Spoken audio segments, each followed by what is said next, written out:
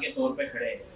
आप बताइए क्या योजना आप लेके आने चाहते हैं, क्या आपकी भूमि है और आपने क्या रूपरेखा से यहाँ पे प्रभाग 18 में तैयारी की है? प्रभाग 18 जैसे कि आप जानते हैं कि बहुत ही अलग अलग समाज के लोग प्रभाग 18 में रहते हैं। उसी प्रकार हम भी प्रभाग 18 में पिछले 7-8 साल से काम कर रहे हैं और मेरा जर्नी शिवसेना में पिछले 16 साल का था और अभी मैं अपक्ष उम्मीदवार हूँ प्रभाग 18 से। कुछ कारणों की वजह से हमको अपक्ष खड़ा रहना पड़ा क्योंकि ये जनता चाहती थी कि हम ये इलेक्शन लड़े, क्योंकि प्रभाग 18 में जितना हमने काम किया है लोगों का, वो मुझे नहीं लगता है कि कोई नगर सेवक ने इतना काम किया होगा। आप मेरा कार्य अहवाल देख सकते हो, 12 पेज का मेरा कार्य अहवाल है, तो मैं प्रभाग 18 के लोगों को मैं बांट रहा हूँ। और ये जो कार्य अहवाल है, ये खाली कार्य अहवाल नहीं है, ये प्रभाग 18 का डेवलपमेंट, फ्यूचर डेवलपमेंट का एक पैम्पलेट बोल सकता हूँ।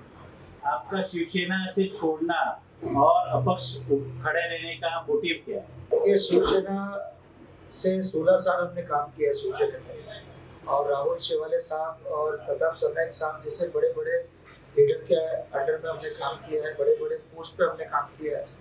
पर आज एक अपक्ष कैंडिडेट बन के प्रभाग 18 में इसलिए उतरे हैं क्योंकि कुछ हमारे पार्टी के जो, मैं बोल सकता हूँ कि हमारे पार्टी में भी कुछ दलाल आ चुके हैं और उन दलालों की वजह से जो अच्छे कार्यकर्ता है, जो पढ़े लिखे कार्यकर्ता है, जो युवा कार्यकर्ता है, उन कार्यकर्ताओं का टिकट काटा जा रहा है।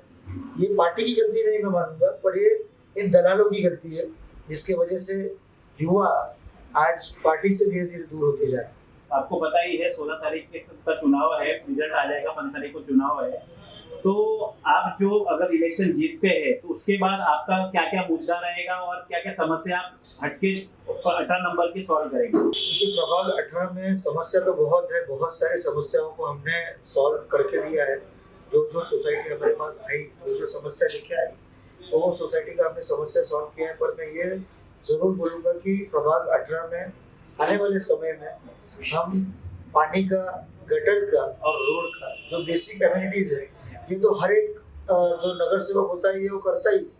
और हमारे एंड से जितना महानगर पालिका का जो एक आगे का जो फ्यूचर प्लान है वो हम लोगों तक पहुंचाएंगे, जैसे कि अच्छा हॉस्पिटल का इंफ्रास्ट्रक्चर, बच्चों के लिए अच्छा एजुकेशनल इंफ्रास्ट्रक्चर, इस पे हम काम करेंगे और प्रभाग 18 का डेवलपमेंट करेंगे। कहीं ना कहीं तरीके से एक समाज को बाजू किया गया है कई बड़ी पार्टियों की तरफ से। समाज क्या होता है? समाज लोग होते हैं, तो लोगों को तो हर जगह से लोग साइड करते ही है। ये नहीं मैं बोलूँगा कि सिर्फ एक ही समाज की बात है। जहाँ जहाँ युवा आगे बढ़ा है वहाँ युवाओं को दबाने का काम किया जा रहा है, चाहे वो कोई भी पार्टी हो। युवाओं को आगे लाने का काम जल्दी कोई नहीं करता है, क्योंकि उनको लगता है कि अगर युवा, पढ़ा लिखा युवा अगर आगे आ जाए तो वो कहीं ना कहीं आगे निकल जाएगा और जो पीछे जो लोग हैं पीछे रह जाएंगे। लोगों को जागरूक करने के लिए आप एक संदेश देना चाहेंगे तो क्या संदेश देंगे प्रभाग 18 और सारे मीरा भाईंदर के लिए? कैसे कैंडिडेट को सेलेक्ट किया जाए, कैसे पहचाना जाए, उसे कैसे वेरीफाई किया जाए कैंडिडेट अच्छा है, इस पे कोई केसेस नहीं है, वो आगे के काम करेगा और जनता को कनेक्ट रहेगा, उसके लिए आप क्या संदेश देना चाहेंगे?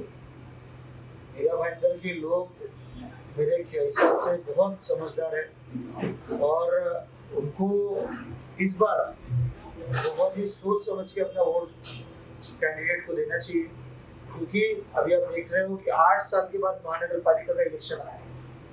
तो मुझे ऐसा लगता है कि अब 8 साल के बाद इलेक्शन हुआ है तो क्या पता अगला इलेक्शन 10 साल बाद है।